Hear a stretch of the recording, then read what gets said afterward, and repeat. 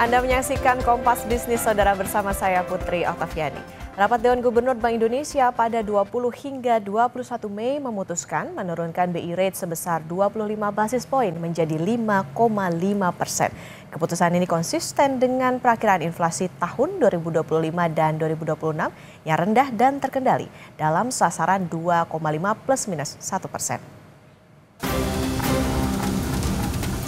Rapat Dewan Gubernur Bank Indonesia pada 20 hingga 21 Mei 2025 memutuskan menurunkan BI rate sebesar 25 basis poin menjadi 5,5%. Suku bunga deposit facility sebesar 25 basis poin menjadi 4,75%. Dan suku bunga lending facility sebesar 25 basis poin menjadi 6,25%. Memutuskan untuk menurunkan BI rate sebesar 25 basis point menjadi 5,50%, 5,5%.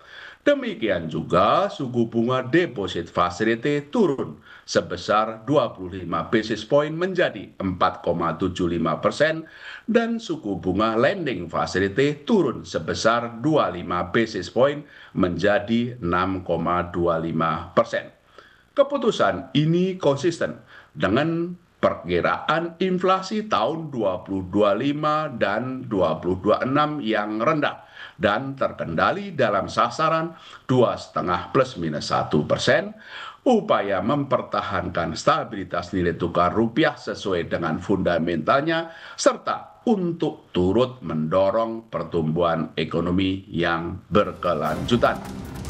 Bank Indonesia akan terus mengarahkan kebijakan moneter untuk menjaga inflasi dan stabilitas nilai tukar rupiah dengan tetap mencermati ruang untuk mendorong pertumbuhan ekonomi sesuai dinamika perekonomian global dan domestik.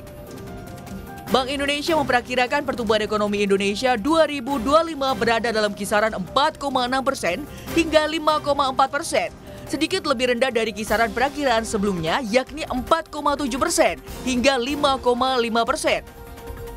Dalam upaya penguatan stabilitas nilai tukar rupiah, Bank Indonesia melakukan intervensi non-deliverable forward atau NDF di pasar luar negeri, serta transaksi spot dan domestic deliverable forward atau DNDF di pasar sekunder.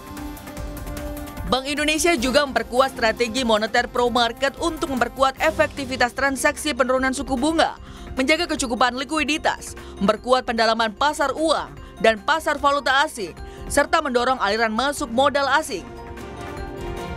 Selain itu, kebijakan makroprudensial akomodatif terus dioptimalkan untuk mendukung pertumbuhan ekonomi berkelanjutan dengan mendorong pertumbuhan kredit dan meningkatkan fleksibilitas pengelolaan likuiditas oleh perbankan. Kebijakan makroprudensial tersebut diantaranya peningkatan rasio pendanaan luar negeri atau RPLN dan penurunan rasio penyangga likuiditas atau PLM. Untuk kebijakan sistem pembayaran akan diarahkan untuk turut menopang pertumbuhan ekonomi, khususnya sektor perdagangan dan UMKM melalui perluasan akseptasi pembayaran digital, serta penguatan infrastruktur dan konsolidasi struktur industri sistem pembayaran.